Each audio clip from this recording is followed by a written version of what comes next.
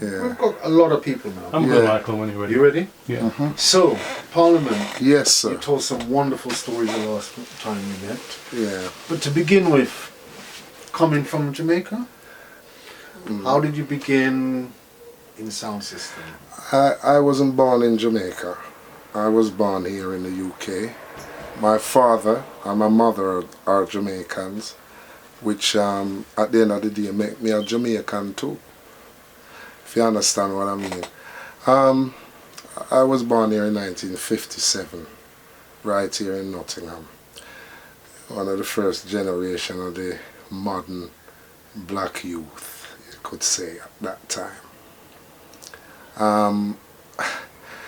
My father and mother came here, like many of the people in that time that came from Jamaica, and with them when they all came, they bought their music and entertainment. And growing up around them, and my older brothers and sisters that came from Jamaica, they were older than me, and my brother Ruben, who were actually born here. There was three of us born here, me, Ruben, and Dennis. And the older ones came over from Jamaica, which were born before us when Mom and Dad lived there back in them times. And they brought all the latest dances. They used to bring the odd, couple of 7 inches, vinyl records, with, saying this is the latest thing in Jamaica, mashing up the place and so forth.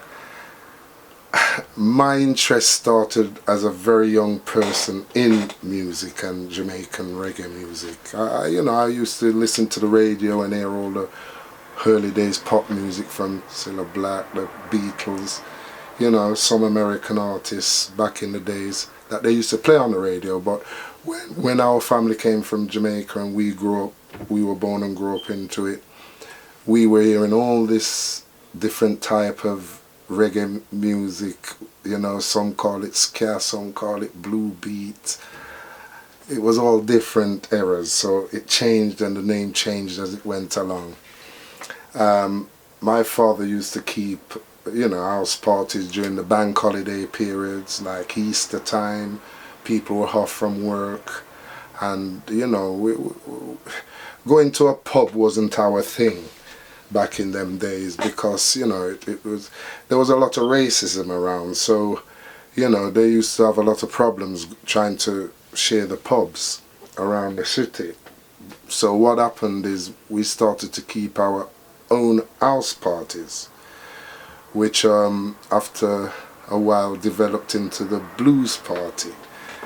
But back in the days, let's go back to the days, it was known as the house party. It would start around 7 o'clock in the evening, 8 o'clock, long before the pub hours was over. But what would happen, I'm there thinking, why is this guy pushing all these big wardrobe things into this house? And why is Dad round the kitchen stacking drinks, crates, Baby Sham, Cherry Bee, Guinness, Long Life? Those were the beers and the stuff I saw in them days. Wooden crates stacked from the floor to the ceiling. And my mum's got this enormous pot on the fire. And it smells so delicious, because I know it's curry goat, because we have it sometimes in our cuisines when she used to do our dinners and stuff. And I'm wondering, why is this guy putting this big metal box with all these lights on it in the house? Why are the rooms emptied on the ground floor and the furnitures have been taken? Anyway, it went on, and then the music would start up, the music man would, and I'd hear this, not normal radiogram type of music, but this heavy, dropping, blasting, powerful sounding thing, punching the music, they're making them sound different. Going up to probably 9:30, 10 o'clock, guys and their girlfriends would start coming in, walking in with their glasses on, dark glasses, and their suits, looking well sharp and spruce. The ladies just the same. This was my first reckoning of the house party, and understanding what was going on after a few times it had happened. It's something that I enjoyed, because me and my brother Ruben, we used to sit at the top of the stairs in the early hours watching the people come in. Mum and Dad would be saying, it's time for your beds, guys, time for your beds. And I'm thinking, how are we going to sleep with all this? But it was fun, you know. We'd sit there at the top of the step and we'd both fall asleep like this, heads together, and we'd just feel somebody pick us up like that. And the next thing we'd be in bed, and we'd wake up the next morning, the party would be over. A couple of my dad's friends and himself would be cleaning the rooms out, getting rid of the empty cans and disinfectant in the room back and moving stuff back in, and that was it. That was the blues party. What we came from the house party to the blues party, which was the same thing. After growing up in, you know, it wasn't an all the time environment. Like I said, Dad only put the parties on during holiday periods, which was great. We you know, the minute we saw the drinks coming in at dinner time and Mum's seasoning up and currying up the curry goat and things like that, I thought, yes, it's party night. You know, it'd probably be Easter, a couple of the weekends during the 6-week holidays, you know. And these parties would go on in our area. It would spread across to the St. Anne's area, the Hyson Green area. There was blues, you know, people used to just put their blues on. Back in them days, you had the sound men, them like Father. That was his name. Father. His sound was a nice heavy dropping sound as far as I can remember. Then came Doctor. Them two guys, Father and Doctor, were the two main guys for the Helders at the time, and the blues goers, the party goers at that time. And you had another gentleman called Johnny. He had a good playing sound as well. He came from around the Colville Street area, I think, if I remember right. And those were the three main sounds. Over the years, as we came into the mid-60s, you know, you get people like Suntask, which became Buster, and Clifton arrived in the early 60s from London, dominating the field. At that time, in the early 60s, the mid-60s, when Clifton came in, you also had the Mighty V Rocket, who was there a bit before that time, you know, and they were playing around as well in the house parties. I can remember as a youth, I'd sneak out a couple of times with my friend Godfrey, and we'd sneak out at night just to go and look at these blues. And we'd get there, and some of the bigger men would be saying, "What are you two young guys doing here? You shouldn't be here. You know, this is big people's thing." But anyway, there was the odd few that knew us, knew our parents, and said, "Come in, have a drink." And we'd have the odd Long Life, which was a light beer, really. It wasn't a strong beer.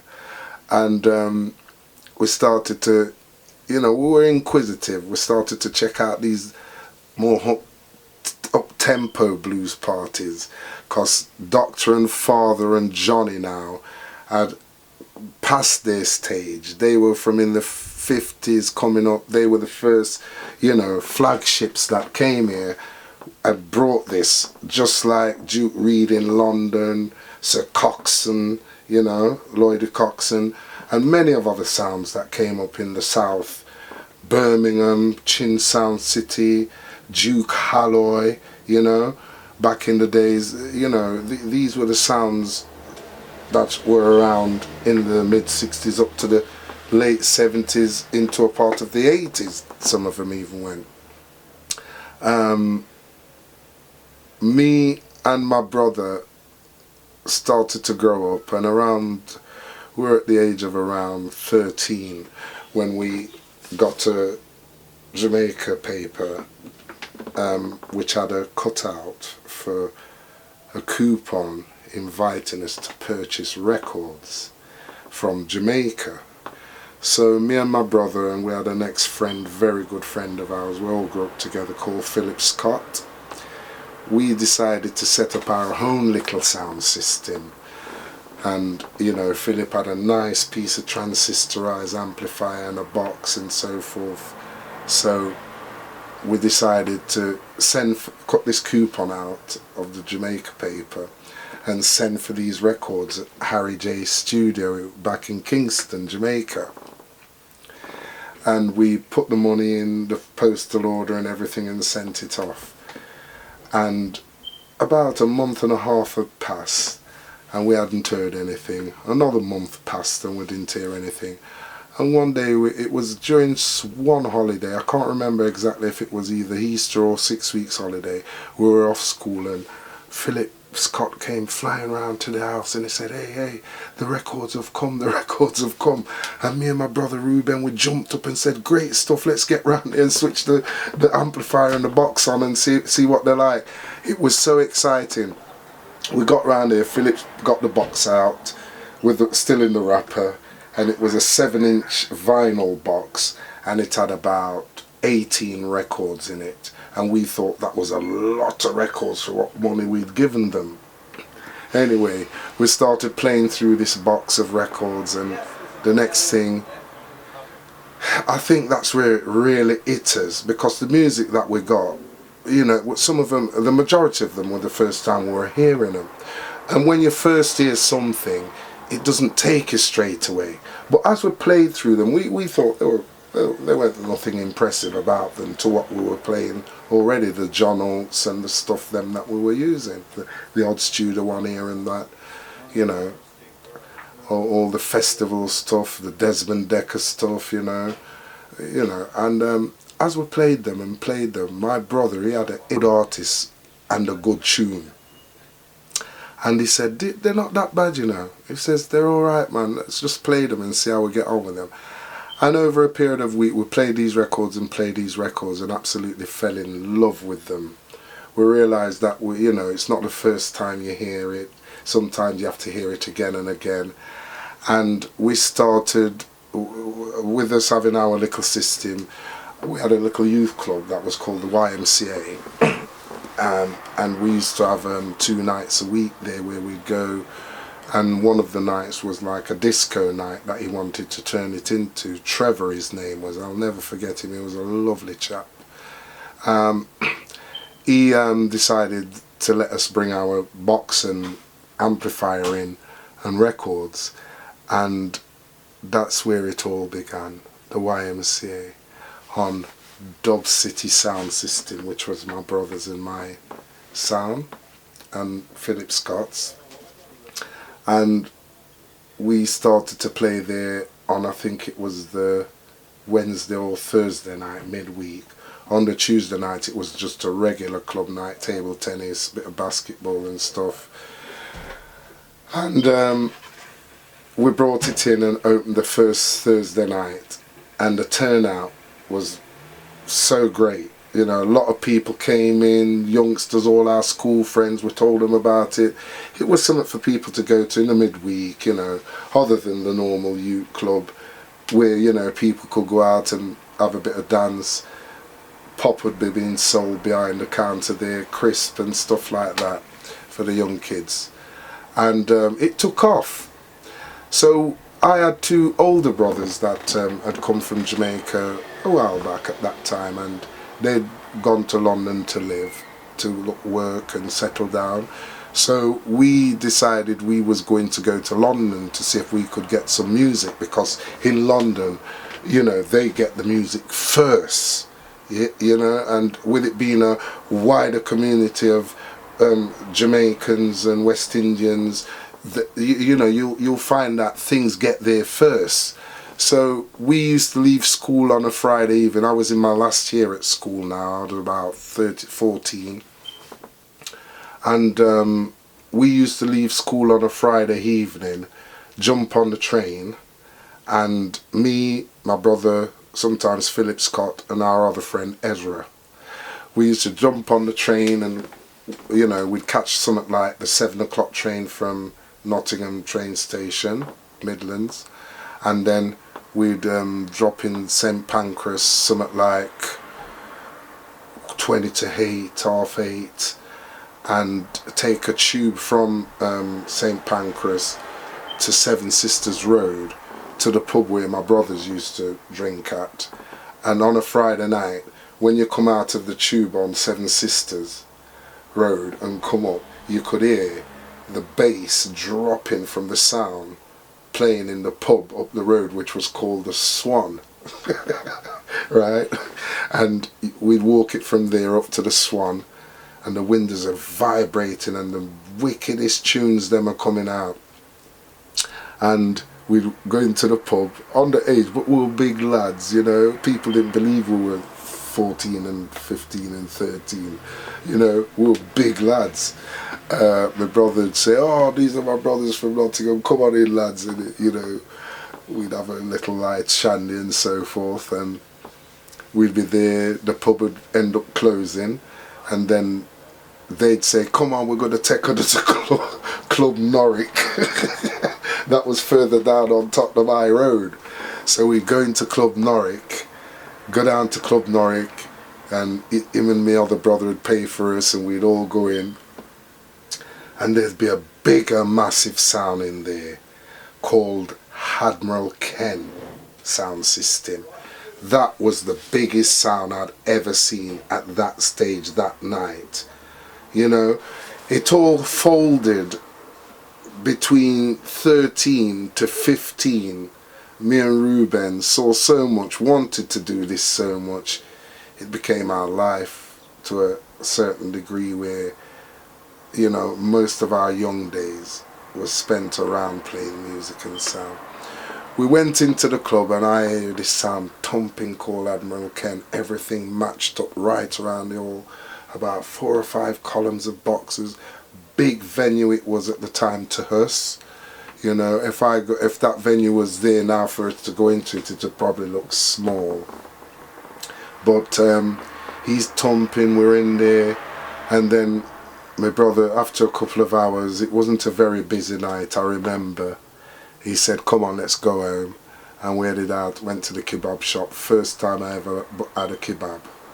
I thought this thing's gorgeous. Anyway, I found out later on that it wasn't.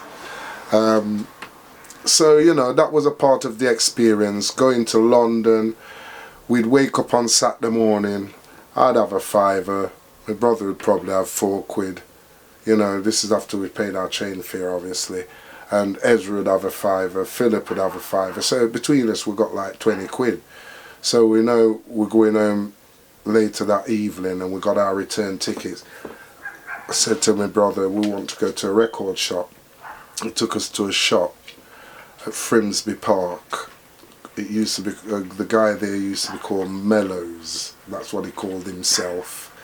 And I remember the night when we went to listen to Admiral Ken at the club, the amount of tune he played. I missed a vital point there. After we left Admiral Ken, this is a long time ago, you know, we went to a blues party on the way home off Winchelsea Road, North London. And we walked in, and that was the first time now. Remember, I'd just finished listening Admiral Ken, and I've walked into this blues, and it's the first time I'm going to hear a sound called Sir D's, which became the Unity after many years when Robert became the front man for it at that time. And that night, Admiral Ken was playing tune, but the Sir D's, he played tune for us. So on the morning when we got up and got to Frimsby Park at the record shop, as we went in, the first tune came off was what we heard Sir D, one of what we heard Sir D's playing, and we said, give us that. And the next one was one of what we heard Sir D's playing, and we said, give us that. We bought about £14 worth of tune costs. We said we had to keep some money to buy ourselves something to eat when we're going home later.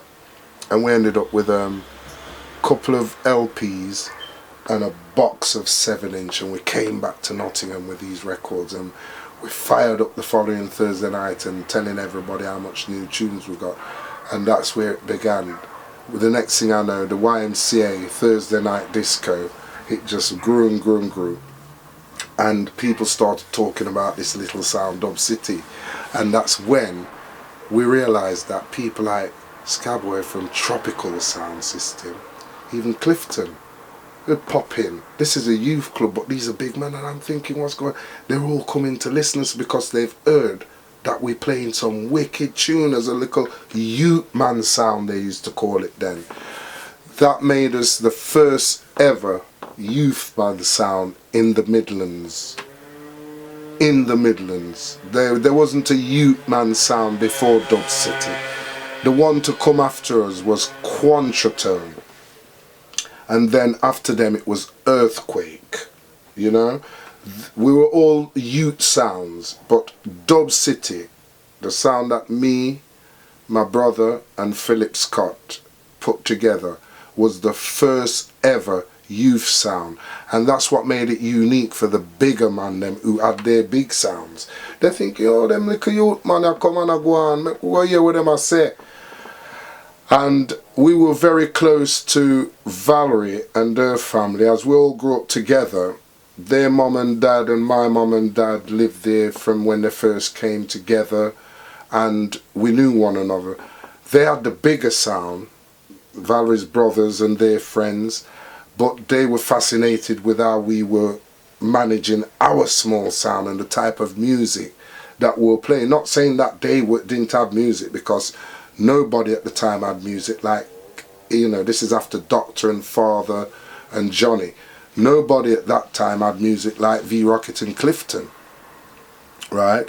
But we as a young sound, just coming out, getting all this talk about, we ended up going across the city to a club that we all used to go to called Rad Y. This was in the Lenton side of Nottingham, you know, more to towards the north of Nottingham. And we used to go there. One night we just loaded up. It was their Thursday night. We wasn't at the YM for some reason, and we said, no, we have to play tonight. So we got this gentleman who used to move our little boxes around for us. He was actually a vicar, and he used to have a little van, big white beard, and every time we knocked on his door, he lived off Peel Street, he used to say, okay, I'll take you lads, you know, charge us a couple of, you know, quid and get us loaded off. We just said to him, we're going to Rad Y. The organisers at the club, it was a youth club, and the youth leader there, his name was Ray. He was a one-armed man. He had one of his arms missing, but he was a lovely gentleman, just like Trevor at the YMCA. And we pulled up with our van and our sound out there. At that time you had Skyrocket. He was another sound, one of who I missed. He used to drop like lead. When you hear his sound playing in that club, you know, the bass would just suck you in. Anyway, we got to the front door and we said, Ray, we've brought our sound and we want to come in and play with Skyrocket. I'll never forget that night. We had enough tune.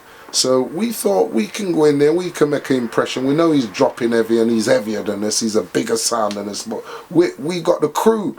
At that time we were strong because most of the young people in Nottingham were following us. You get me? A lot of the young people were picking up and moving behind us. So everywhere we went, we had this crowd with us.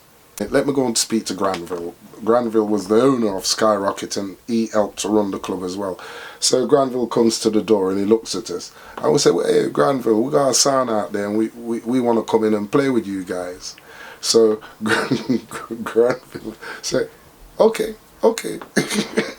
And we brought in, all we had was 2 little boxes with 2 15-inch bass speakers and 2 little ones with a couple of 12 inches to play the tops with some capacitors on them, so they play that kind of MIDI trebly sound.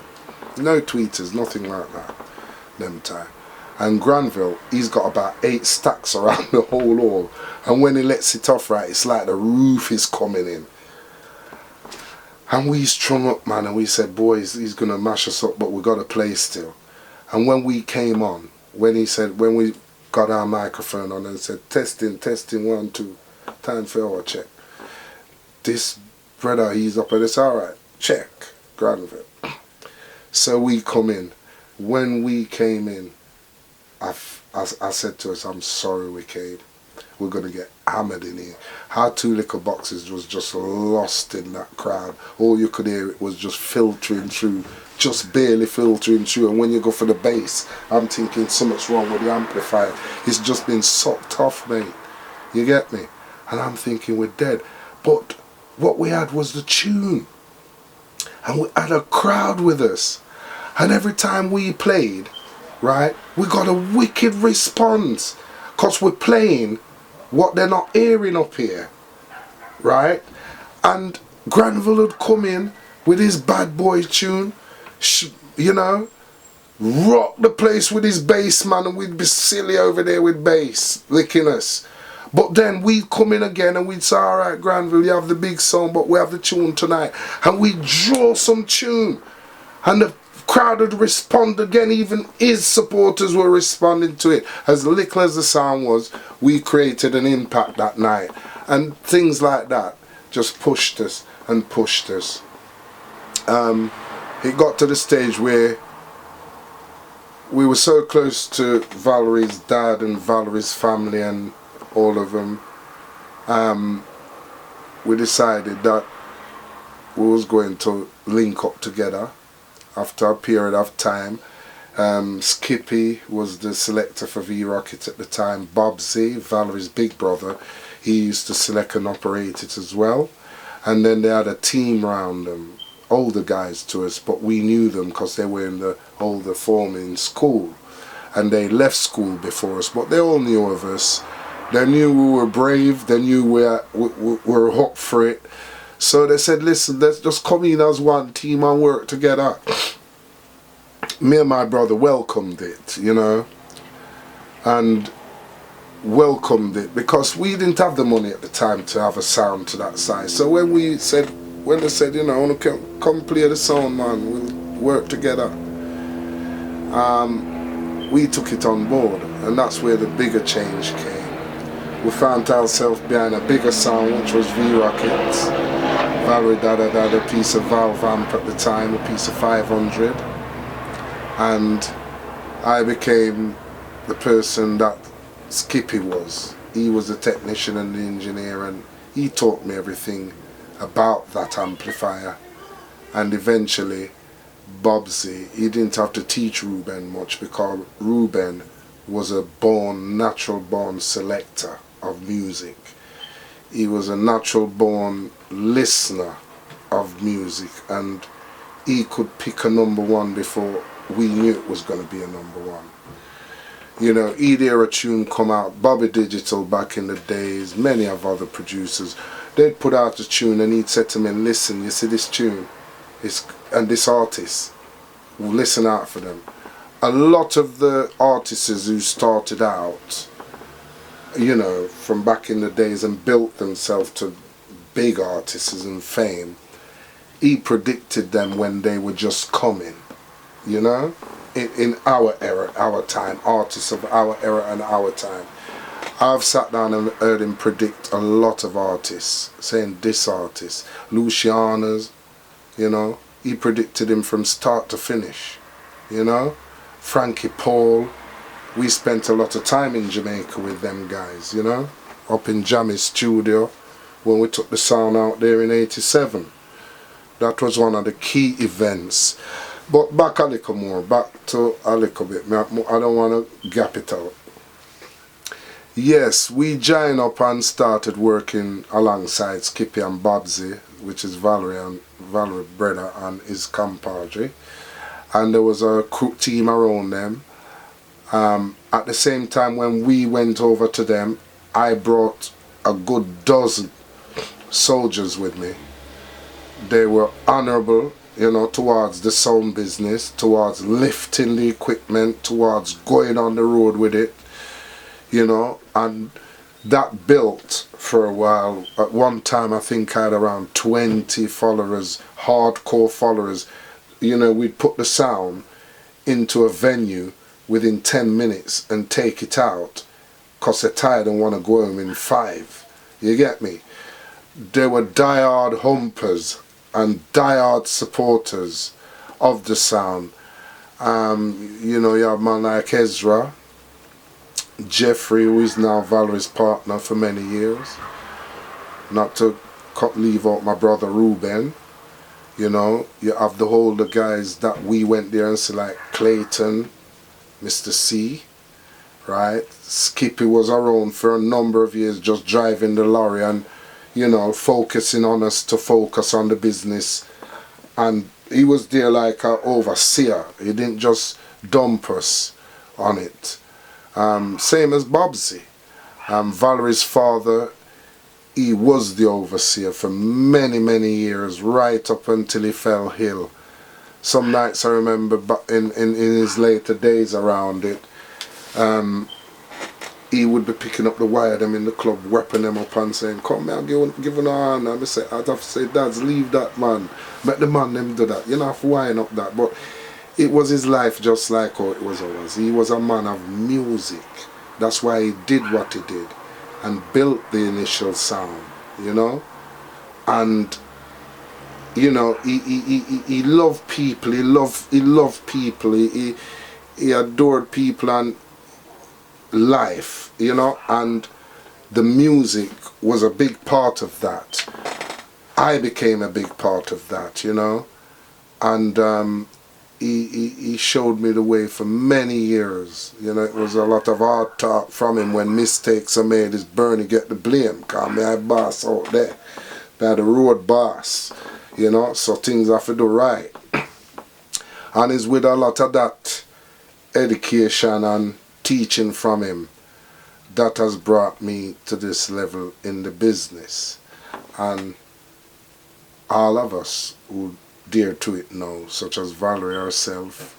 Valerie came in at a later stage, you know. We've done quite a few interviews, and Valerie, we have how she come in. We used to out there on the road and she'd be at home, and when the phone ring and we up on the road, we lose job if somebody not there to take the call and deal with it. Sometimes we'd be based up north in Leeds, Sheffield for 4 weeks, doing the blues them on the odd clubs, you know, and she would be at that end here at home to take the calls and take the bookings. And this is why Valerie has become the hero, as not only a part of the sound, obviously, but she's also, I would call her, an international promoter. Right? She has led through that area, picked up that, going backward and forward to Jamaica, familiarizing herself with the artists them. When they come here, you know, is Mother V, you know, and the Rocket Crew, you know. Over 40 years, 35 years worth of dub plate special. And next one another, so, you know, at the archive that. How did you get your name Parliament? It's a lovely story. Yeah, it was back in the early 80s, about 85. Valerie uncle, our dad's brother, came from Jamaica and he spent 6 months here with us. And at that time, we were on a grow with the sound. We were running up in people like Coxon now, Saxon, the bigger sound them, Jungle Man them was a bit up before that.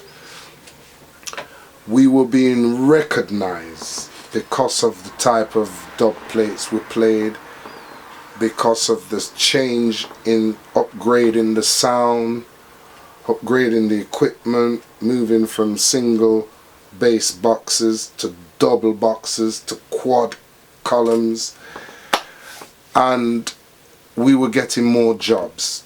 Promoters were recognizing us more and bringing us more out into the big field with the bigger guys. So Valerie's father's brother came, our uncle, we call him Nashi, lovely gentleman as well. And for the 6 months he spent here with us, he went all around with us on the sound, all over England, everywhere that we played. Nashi would be there with us. And it came to his time for him to go back home to Jamaica. His 6 months were up that he was granted, and he had to leave us. It was an experience because he taught us a lot as well. Being like his brother, Mr. Rob, a music man, you know, he knew a lot of the artists. Before he came to England, he'd organise some of the music them for us out there with the artists them. So he's in the game as well, the music business. And like I say, he lives out there with a lot of the artists. So anyway, he was going back home now, and it was the eve of him going home. And we all had a cooking that night, sat with him. We was wondering how we're going to get on without this man. He's given us so much strength in the business, you know, given us so much tips on how to deal with certain things in the business. Dance, every party, every club. He's been there lifting boxes with us and everything. And now he's going home. We were feeling real down and sorry that Nashi was going. So on the night he sat down and we all sat around him. We were eating food, drinking beer, and he looked at me and he said, "Let me tell you something. I'm going to name you," meaning me.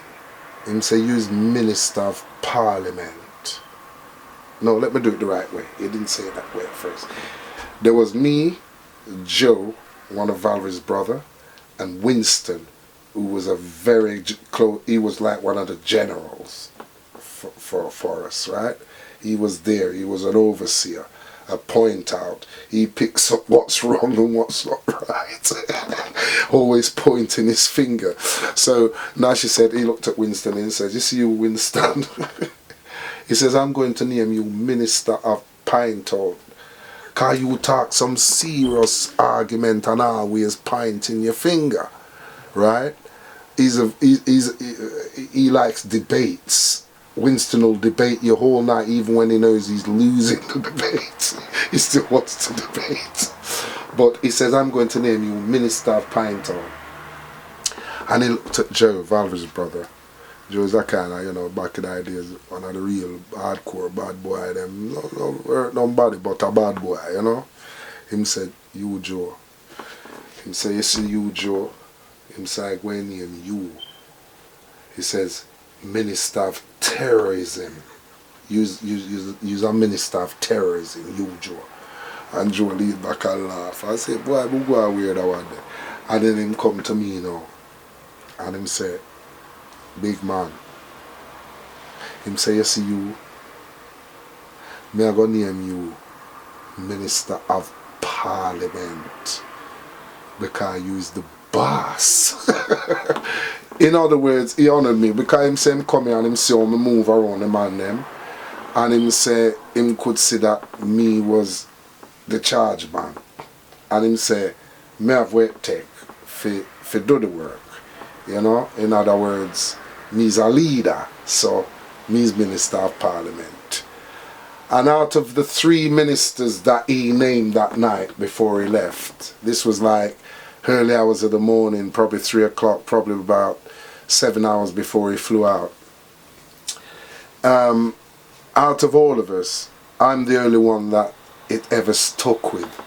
Minister point out, it's only if I'm around them and we're all having a meet, you know, we all get together, whether it be somebody's funeral or a birthday party or a family reunion or whatever. If Winston and Joey's there, I address them as Minister of Pinetown and Minister of Terrorism. And that's one of the only times you'll probably hear them call that. But with me, it went on into history. Parliament. That's where that came from. From that, what happened over the years, we moved from the valve sector, the valve amplifiers, which they were what they were in the day. They were the amp. They were what we wanted. Yeah, we think I dropped nice, everything nice. But as you know, technology move, And if you want to stay up on top of it and manage your thing proper, you have to move with technology. And that's what we did. Over the years, I became very deeply involved with the technical side of it. And our technician at the time was Legs the Giant. Legs, we call him, his real name was Carl. He built the valve amplifiers that we had. We moved from one, which we started with when me and my brother joined up with Rocket, to a second one, which we bought in, because we wanted to be bigger. We wanted to play quad boxes, double boxes, so obviously we had to increase the power. And then from that we went to a piece of 600, so we ended up with 3 solid, well-made piece of valve amp, which we'd link them all together and wire the boxes to them, and that would give us the extra power to spread the sound into bigger venues. From there, Legs came up with the transistorize. He says he's got something he needs us to try, and thinks that this is the way forward now. Valves are being put down. So we moved over to the transistorize. He built us 2 nice pieces of transistorize amplifiers. They were like 1,000 watt each at the time. And for a while they played well, but then our hearts were broken when Legs decided to repatriate from here and go to the United States to live. And that's what he did.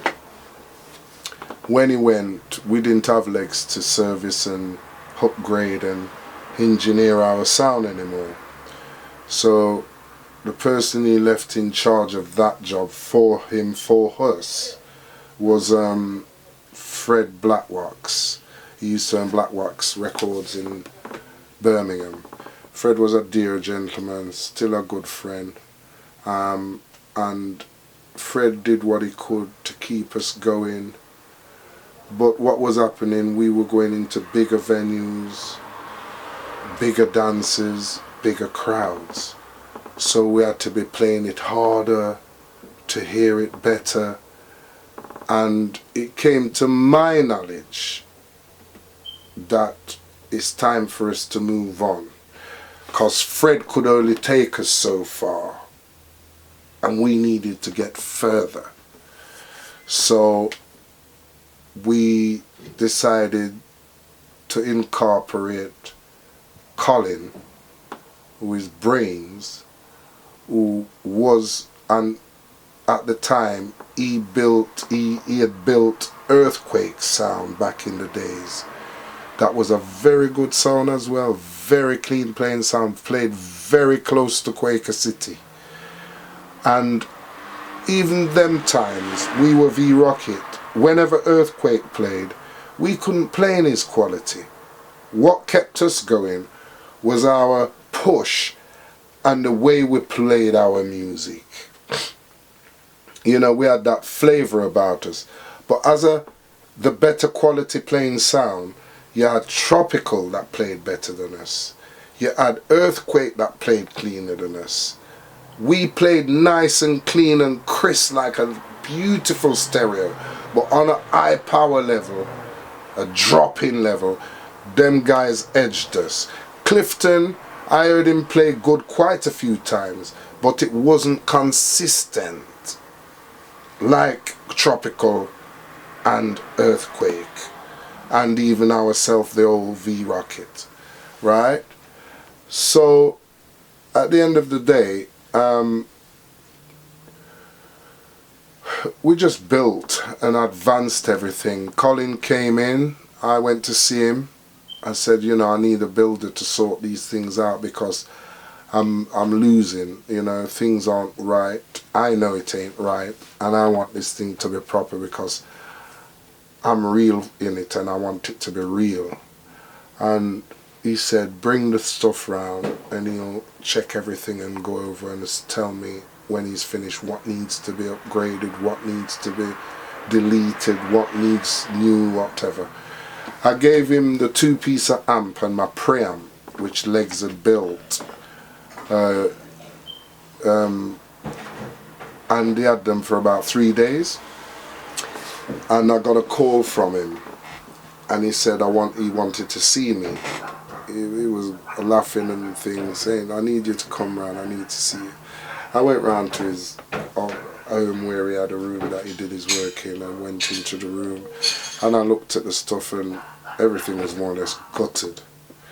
And he said to me, how did this get like this, B? And I said, that's what it was. Him said, I discover a whole problem here, and I can do it for you. I can get it right, but it's going to take me about a week or so, and I will need some components. So it says I'm going to redo the power circuit on the amps, the power circuit on the preamp. He's going to put in some different transistors and so forth. Leave the ones that aren't blown. He says at least 6 have gone in each amp, you know, which we didn't even know. So he took the stuff, and he had them for the week and odd, and then I got a call from him. I went round a couple of nights. He was down in it, doing things, saying he's getting through. He called me about a week and a few days after, and he said he'd finished them and we were ready to do a sound check. So I remember the weekend when we did the sound check, we had a dance in Marcus Garvey. King Kong was here for the first time, and Valerie got him on to work live on the sound up there. There's a few more other artists, I can't remember everything, but it was a dance night, and we went up there very early that evening to set up everything, to make sure everything was alright. He was quite confident. I'm saying I'm not for it, but everything alright, man. I'm fretting, sweating, thinking, Jesus Christ, is this going to be alright tonight? We haven't even played it and we're playing in this dance. And we strung up the sound, got it ready, and switched it on. My brother Ruben put on the first tune on the turntable, and I turned the buttons on the thing and brought in the mid, my treble and my bass, and started to feel it out. And I couldn't believe me, bro, I couldn't believe what I heard coming out of the same boxes that I was listening to a month ago. I couldn't believe the quality and how clean the sound was dropping. I had to turn around and say, Colin, this is amazing. I said, what have you done? Him said, boss, the thing they just want to sort out. Pure different components and catch up here, so catch up there, so none of work. The man stripped the belly, the man wired back everything, gave it to me, and I really couldn't believe it. It was overwhelming. Mr. Rob came in, Valerie came in, Erica. That was planned, and we carried on advancing as much as we could, upgrading, and more or less went to Jamaica with the same sound that Colin had fixed up, but he'd done bits more work on it and got it to even play a little better. There was no breaking down. That had stopped because I was breaking down for a period. I was losing amplifiers in the middle of the dance and stuff like that. That had all stopped. Our confidence had come right back.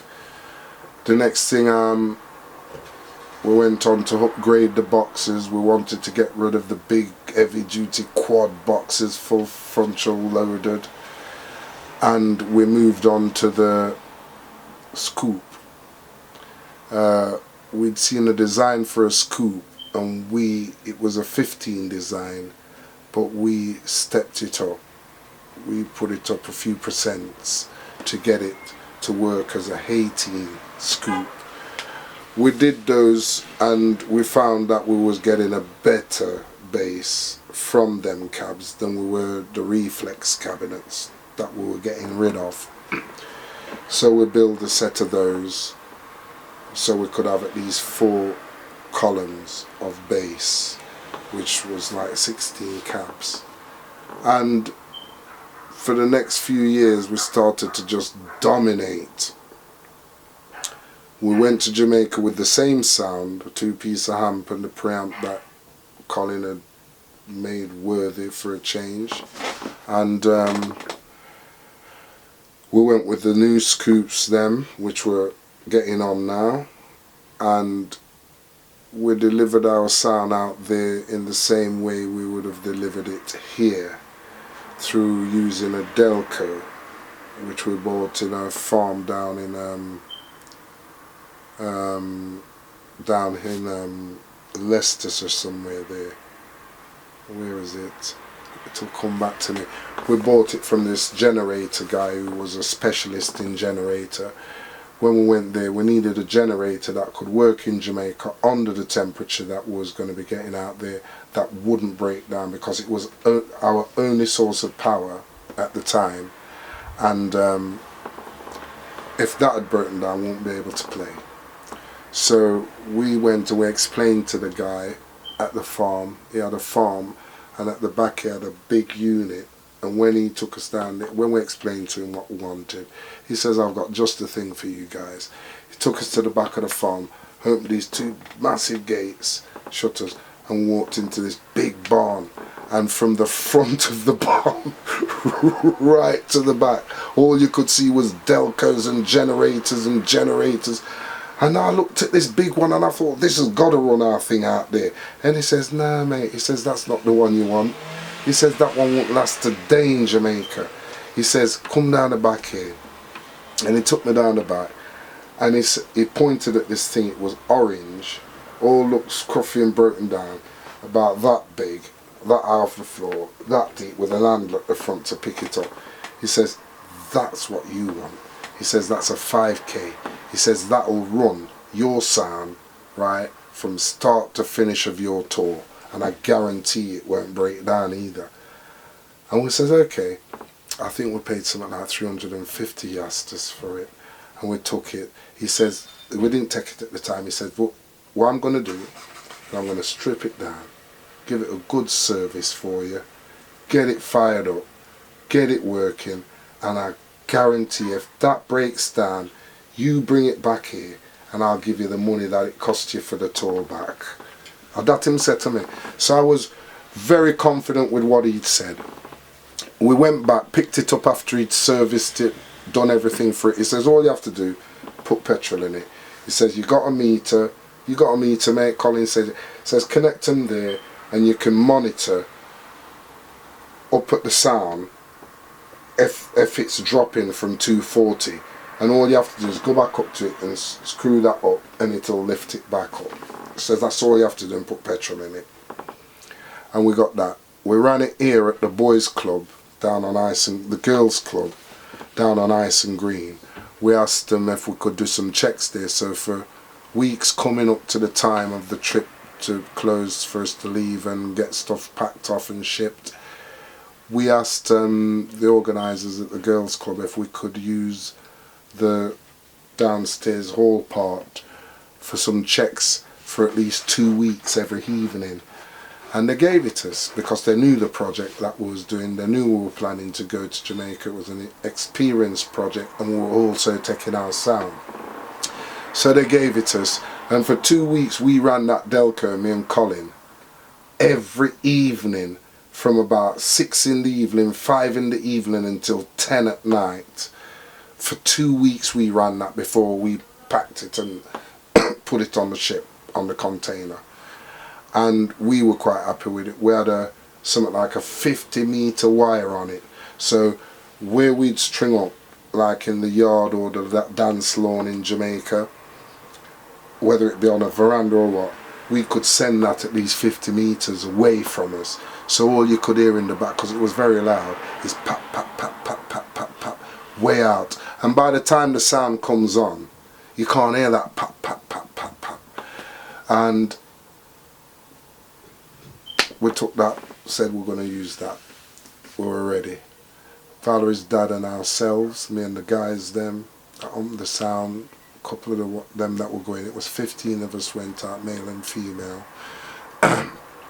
We started to design the shipping crates to get all the amplifiers in, record boxes, LP cases.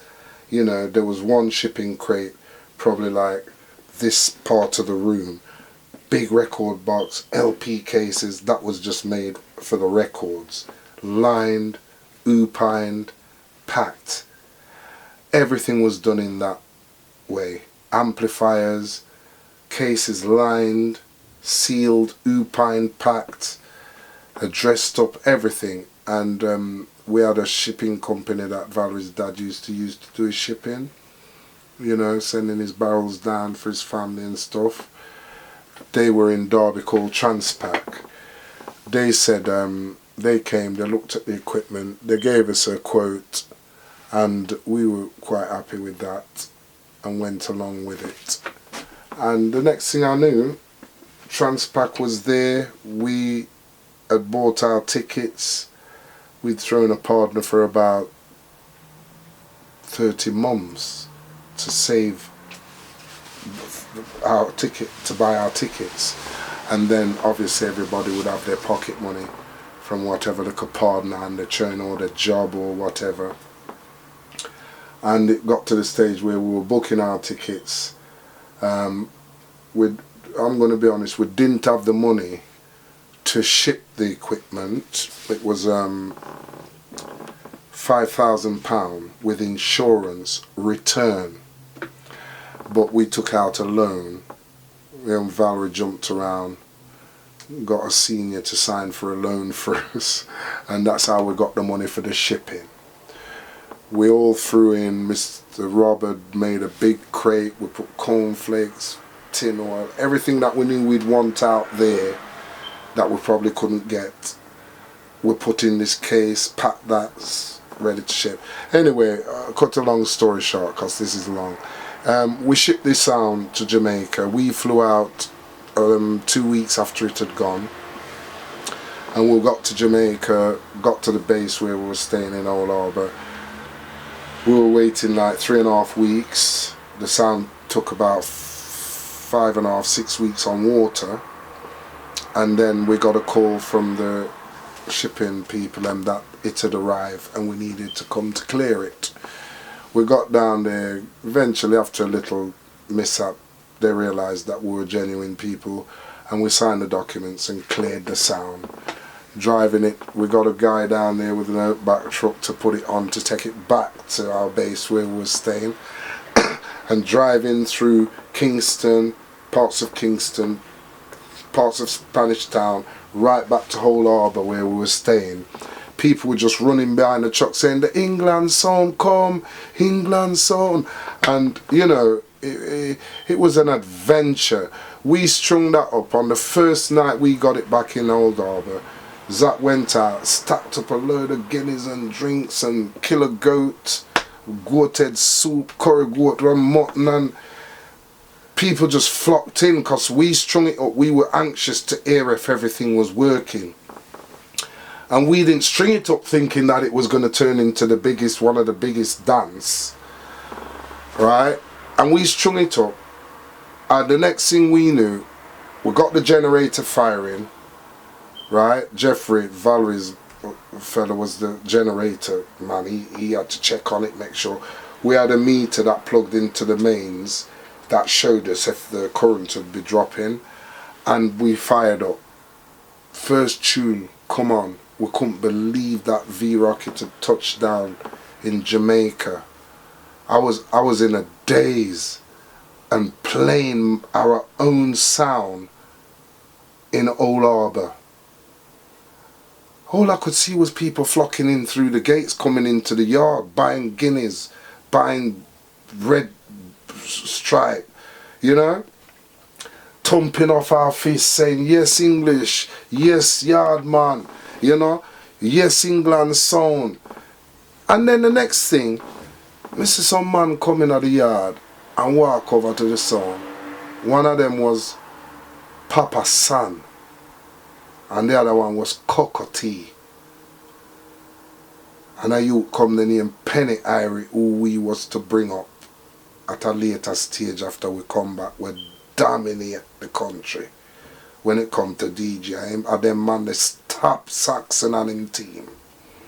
Make Rusty and the whole of them have to go back to school.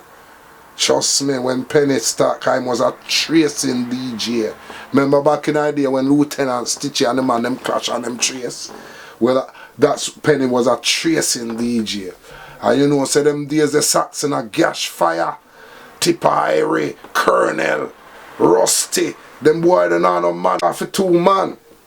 Anyway, the night I hold over, the first artist them come around the song was Cocoa Tea and Papa San. Me have the cassette downstairs. Belly put it on the website somewhere, if you don't look for it. You want to hear the night there, live in Jamaica. I couldn't believe it. It was such an experience. And you see, from that first night, right back to a thing at Walton Park, Jacks Hill Community Centre, we go up on the coast in the grill. Some little bar down there, we play all boat, my friend. And with a couple nights, well up a whole harbour with bass. You know, jammies every day. Bobby Digital them. You know, you just stand up there, Frankie Paul there, I saw Yanni Mata, Gregory Isaac come in with him entourage. You know, we just touch King and say, oh, vice them, you know, King. Cause him done tell we say, man, the generator. Him said that can't go back to England. We say, we don't need it to England. So here what you do, just vice them. As them come in, is yours. And we got a good deal off that. Called Ruben and Valerie. We never see a people like them love dub plate. Them fight some tune at Jamaica for the 3 months we down there. Every day them that studio, you know. Valerie live at the studio with Ruben every day. Ruben have all tune with Bobby just said to him, mix it Ruben, and Ruben mix it. A bad Cocoa Tea rhythm track where we have. And Cocoa do the vocal to it. And so we build the tune them. Proper thing. So when we spend that 3 months in Jamaica and come back here, 87. A gash where gash fire, anything move dead. And that's how it became. Saxon man, him tangle with him and Robert Unity. The man them come in like them so oh, you know lick way over so easy, you know. I say, well, me go to that cause I big sound them. And I who me want kill. You know? Coxon, dearly respect because Festus, Gunsmoke, and them man there, me and my brother, grew myself off as youth and youth come. Ruben and Parliament is like a mini version to Gunsmoke and Festus and Lady them. The first night me hear Lady Coxon song, it's not so much the music where I play, no, because I have tune, everybody don't know. But the first night me hear was in a club in town here in Nottingham named the Colemans. Right? It's not so much the music where did I play. Yes, the music too, but it's the style and pattern when selector and operator perform the music, you know. Festus was a joy for just stand up and admire and look at when him a play Coxon sound and a DJ the mic. Blacker come long after them, man. The Blacker was more the dancer and a lift box when me first see it. But he also became a mighty power in the Coxon sound too, where bring Coxon to certain levels. You get me? Where at one time he was untouchable. And in a them man the era. You get me? So me goes after them. You get me? Musled, take off me out to them man there. Cause them man they teach me a lot of things too. In the business. You know? And me have to find back myself certain way and say, alright, that's how we have to move. And me sure me teach them quite a few things too, cause them have a thing say people can't teach teacher to, you know, nothing wrong. I saw the thing go. You know, we take it through the years them. And mighty God, we die so now. My son, Belly, Paul Hall Jr., him are the front man pan it, the selector, you know. him find the tune them. Him work alongside with dear brother Val B. You know, Val there with we many years now. And he's apartheid just like the rest of us. Him are the vibes, man. When Val will come in our place and it just dead, so people now move. And from him and Belly start playing, him take him mic, you know. He plays boss way. I see man them a land and the up to date DJ them enough time we and them play and we got land and enough time, enough dance, Mikey keep on them man and I see people stand up and when 42 man them start work, you know. No disrespect. You know, them get the response where them a look because Belly have a way about him where him watch the crowd and him look upon the crowd. Some man just come in and play a tune and now look where I go on. And when him think him get response, no, him not get it yet. Wait till the man a play. Then you will see the response. Back in our days, we experienced meeting with people like Stone Love, you know, Reaper and Ori. Them man, them and my brother Ruben. V-Rocket, Selector, you know, no disrespect to Belly, my son, but him take a chip off him Uncle Black. But when it come to selecting and done Soundman Korea, them man they call Sound Killer, you know, yeah, you know, we take it back in a few days, we take it to a level where when we on Coxon, I play a tune for tune, you know. I made the best man win. And I think over the decades we'll see how that go. No disrespect to Lydie, a godfather in our business. And I can't take nothing from him, but you know, sometimes you have to rise above. Then you have Winston, Mexican and the man them are burning and injection crew. What heap of respect to Winston too. Cause him fight for come when reach when down. Him you know, him understand the business too. And him team, you know, what they behind him, them have them head screw and can play a good song. Me not take nothing from him. You know? But a long time the man are in our business and them can't teach me nothing. I don't expect them to teach me that at this stage. Amen. Yeah. Wicked. I go out and done place. Done because him have to get a train. Yeah. Me know now I go chop it up. Pick the best part them for No, that was fantastic. Seriously. Give thanks. Yeah, me know gone away yet, you know. I always feel like I'm cheating because I always learn so much as well. Yeah. There's a It's lot, such an man. insight. Yeah, man. Remember you with your dress when you used to them out, man. Yeah, man. Boy, it always nice for talk, you know. Yeah, no. Cause it's a lifetime, you know. Yeah. I don't know. Me not gone away yet, man.